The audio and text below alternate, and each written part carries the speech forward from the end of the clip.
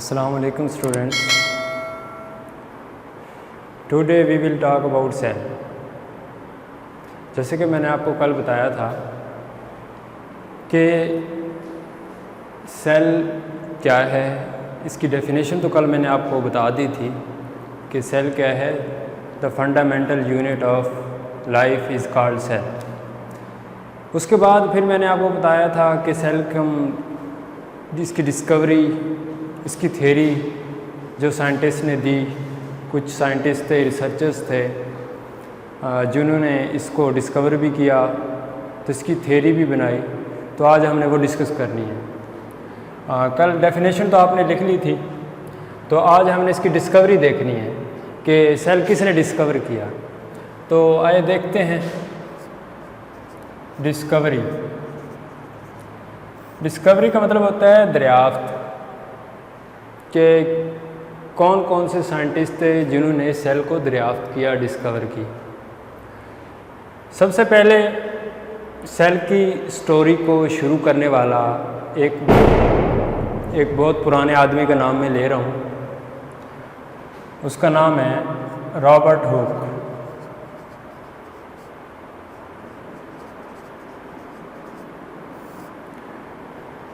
Robert Hooke बहुत पुराना scientist है। इसने क्या किया, इसने सबसे पहले सेल को देखा।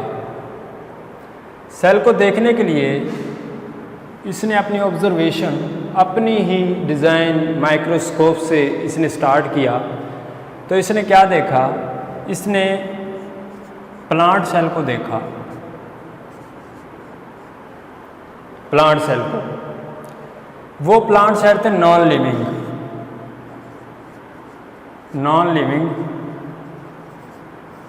मतलब ये पहले लिविंग थे लेकिन बाद में ये नॉन लिविंग हो गए थे। ठीक है, तो इसने प्लांट सेल को कैसे स्टडी किया, इसकी कैसे ऑब्जर्वेशन की। इसने कॉर्क को स्टडी किया under microscope. Cork substance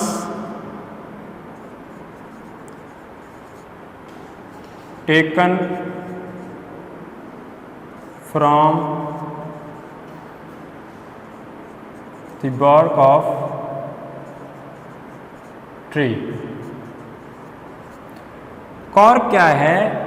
cork एक सब्सटेंस था taken from the bark of tree, मतलब कि एक दरख्त की जो छाल है, जो बार्क होती है, तन्ना होता है, उसकी जो छाल होती है, ठीक है, उससे लिया एक पीस था। जब उसको रॉबर्ट हुक ने अंडर माइक्रोस्कोप स्टडी किया तो उसको डेड टिश्यूज़ नज़र आए। इसके क्या डेड टिश्यूज़ नज़र आए। तो सबसे पहले तो इसने डेड टिश्यूज़ को किसका नाम दिया? सेलुला का नाम दिया, सेलुला।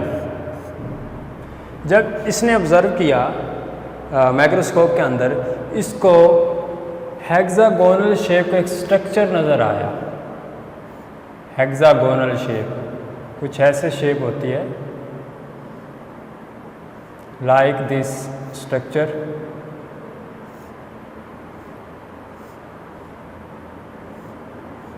ऐसे उसको ऐसे कुछ नज़र आया। बाज़ थेरीज में है कि हनी कॉम्ब लाइक स्ट्रक्चर, मतलब कि शहद के छत्ते की मानद ये स्ट्रक्चर था।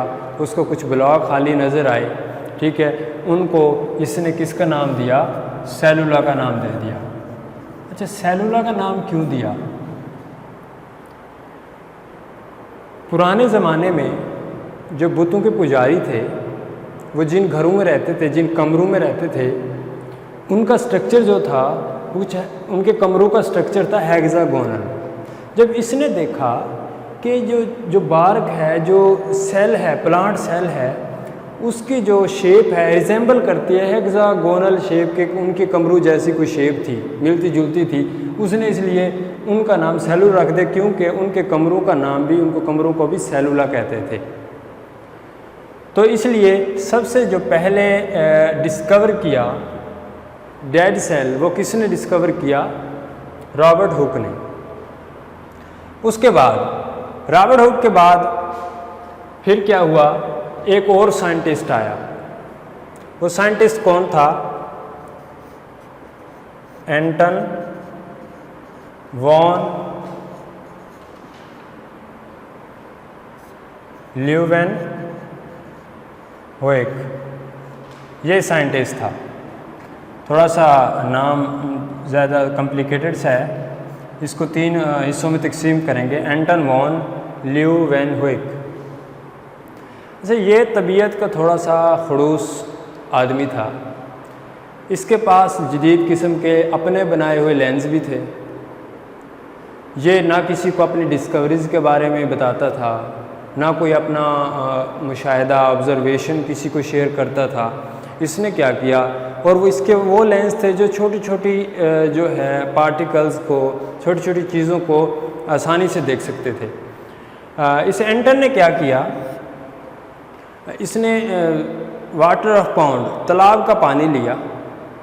तालाब का पानी लेके इसने वो स्टडी किया अंडर माइक्रोस्कोप। सबसे पहले इसने रॉबर्ट हुक की एक बुक है, ठीक है, मैक्रोग्राफिया, उसने पहले वो पढ़ी। उसके बाद उसकी सारी ऑब्जर्वेशन का जायज़ा लिया।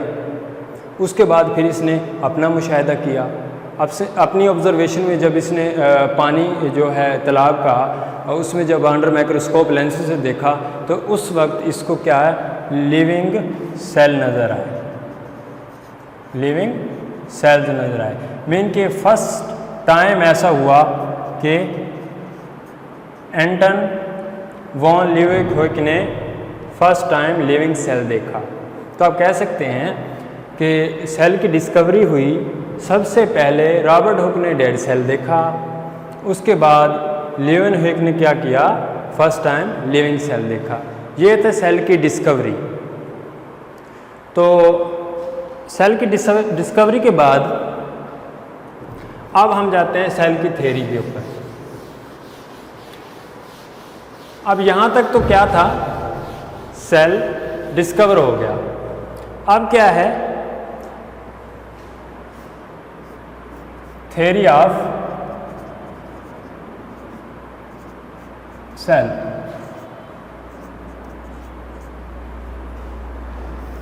सेल की थ्योरी में 3 साइंटिस्ट ऐसे हैं जिनका बड़ा हाथ है। 2 ने मुकम्मल तौर पे थ्योरी दी और एक साइंटिस्ट ऐसा है जिसने एंड पे आके उसी थ्योरी को थोड़ा सा मॉडिफाई किया। मॉडिफाई करने के बाद उस थ्योरी को थोड़ा सा चेंज कर दिया, तो उसका भी नाम काफ़ी इनके थ्योरी में आता है। सबसे पहले 1838 एक साइंटिस्ट था, मैथियास श्लीडन, जो कि बॉटनिस्ट था और जर्मन का रहने वाला था।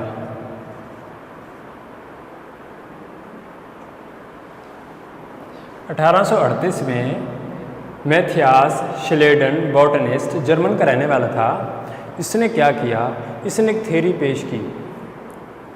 इसने प्लांट जो सेल थे, प्लांट टिश्यूज़ थे, उसको जब माइक्रोस्कोप के अंदर उसका मुशाहिदा किया, उसकी ऑब्जर्वेशन की, उसको देखा, तो उसको जो चीज़ नज़र आई उसने वो स्टेटमेंट में लिख दी। उसने कहा, ऑल प्लांट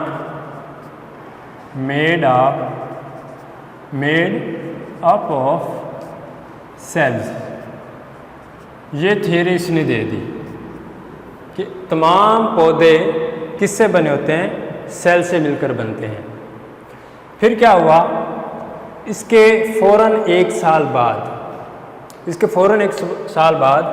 1839 में एक और साइंटिस्ट आया। उसका नाम था शिवान।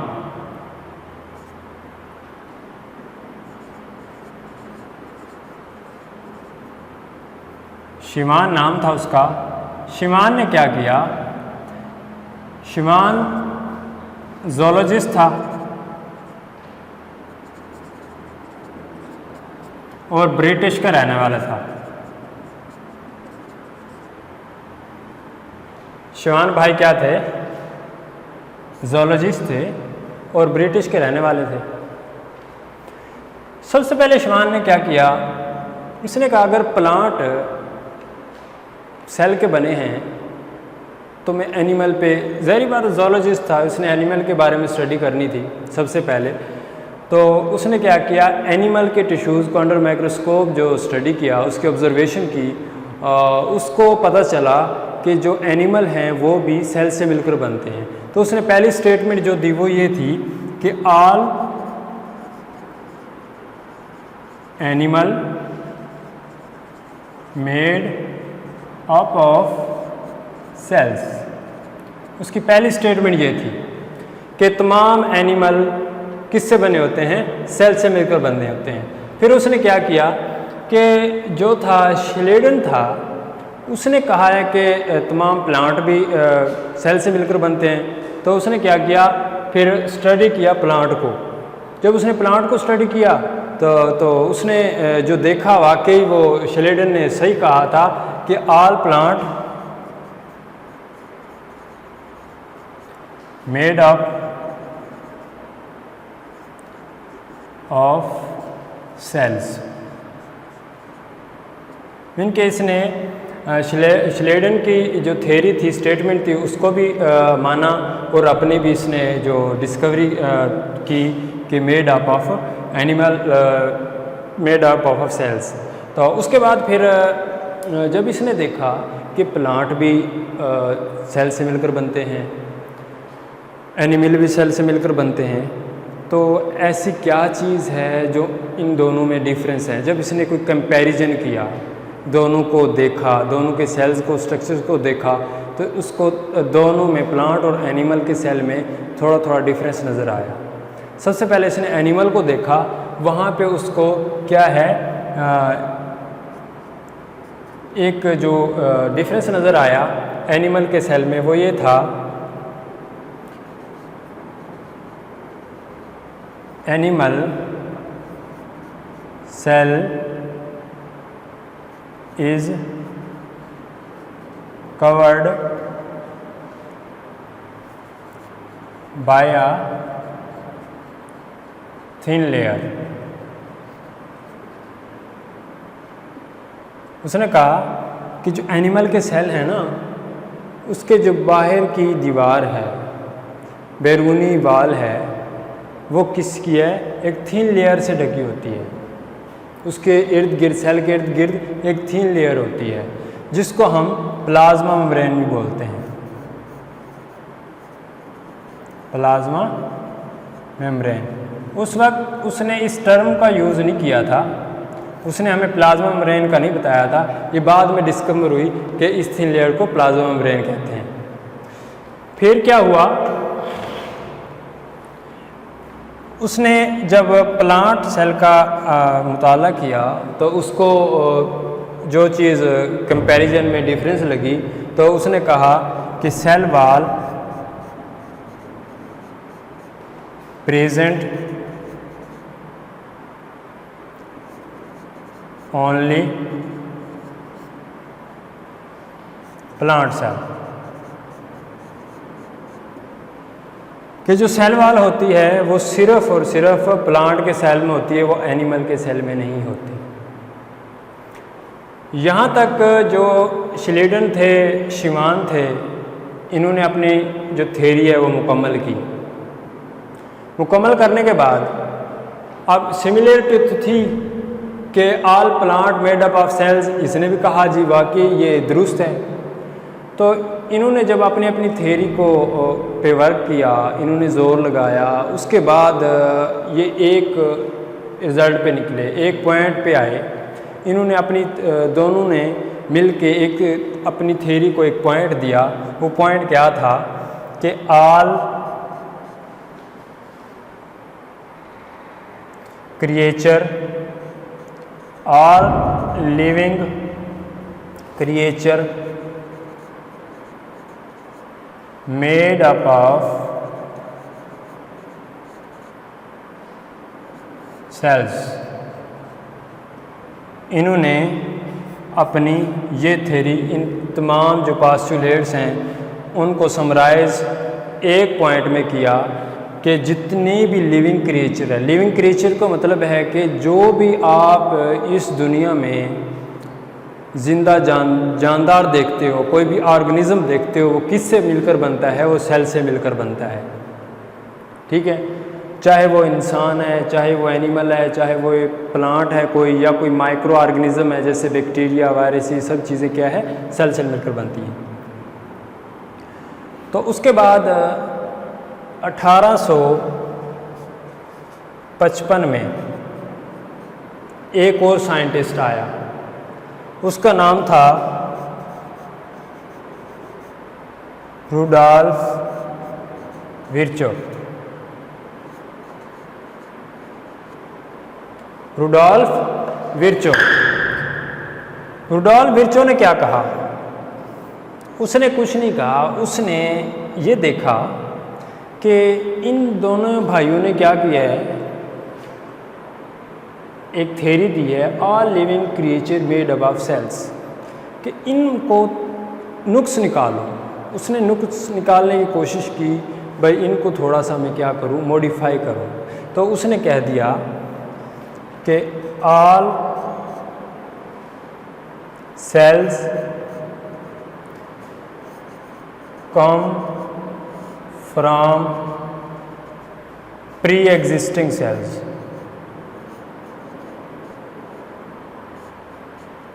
Existing cells. ये इस लड़के ने जस्ट एक बात बोली और ये इसी से मशहूर हो गया। इसने क्या कहा? All cells come from the preexisting cells, कि तमाम सेल्स पहले से मौजूद सेल से ही बनते हैं। वो कैसे? कि कोई भी जानदार है, अगर वो एक सेल से मिलकर बना है, सबसे पहले कोई भी जानदार वो एक सेल से मिलकर बनता है, तो अगर वो अपनी ग्रोथ करेगा, 1 से 2 सेल बनेंगे, 2 से 3 बनेंगे, मीन कि मल्टी सेलुलर वो जानदार अगर कहलाएगा, तो वो जो सेल दोबारा बने, न्यू बॉर्न सेल्स हुए उसकी बॉडी में, वो पहले से मौजूद जो एक सेल था उसी से मिलकर बने। मिसाल के तौर पे ये एक सेल है, एक ऑर्गेनिज्म है, यूनिसेलुलर है। अगर इस सेल ने मज़ीद कोई और सेल ना बनाया तो इसकी ज़िंदगी इसी एक ही सेल पे अटक जाएगी, इसको हम यूनिसेलुलर कह देंगे। अगर इस सेल ने मज़ीद और सेल बनाए, न्यू बॉर्न सेल बना दिए, और सेल्स को जन्म दिया, और सेल्स की प्रोडक्शन की, तो उस वक्त ये न्यू बॉर्न है। लेकिन न्यू बॉर्न बने कहाँ से? पहले सेल से। पहले सेल को कहते हैं प्री एग्जिस्टिंग सेल। ये थ्योरी भाई विर्चो ने दी थी, और इसने कहा था कि भैया अगर सेल जो है कोई भी, वो पहले से मौजूद किसी मम्मी सेल से बनता है, इनके वो किसी उसी सेल से मिलकर बनता है, कोई बाहर से कोई सेल नहीं आता, उसकी ग्रोथ पहले से मौजूद जो सेल है, न्यू बॉर्न जो सेल बनते हैं, वो पहले से मौजूद सेल से मिलकर बनते हैं। ये थी आपकी सेल थ्योरी। 3 साइंटिस्ट हैं, आपने नंबर्स को याद करना है, ठीक है, साइंटिस्ट के नाम याद करने हैं, बाकी इसमें कोई ख़ास इतनी, या आपका फार्मेसी टेक्नीशियन का जो सिलेबस है उसमें ये चीज़ नहीं दी हुई, तो आपने ये नोट कर लेना है। बाज़ औक़ात MCQs में ये पूछ लेते हैं, और शॉर्ट क्वेश्चन भी आ सकता है कि सेल थ्योरी को बयान करें, जस्टिफाई करें, तो ये शॉर्ट क्वेश्चन भी आपका बन सकता है, और साथ साथ में MCQs भी इसमें आ सकते हैं, तो आपने इसको अच्छी तरह देख लेना। नेक्स्ट हमारा जो टॉपिक होगा वो होगा type of cell, composition of cell. तो मज़ीद आपने वो देख लेने हैं, इंशाल्लाह उसको स्टडी करें। Thank you.